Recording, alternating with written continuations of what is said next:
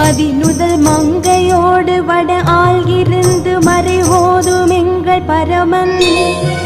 நதியோடு கொன்றை மாலை முடிமேல் அணிந்தேன் முழமே புகுந்த அதனால் ஒரு கால நங்கி நமனோடு தூதர் கொடு நோய்களான பலவும் அதிகுணம் நல்ல நல்ல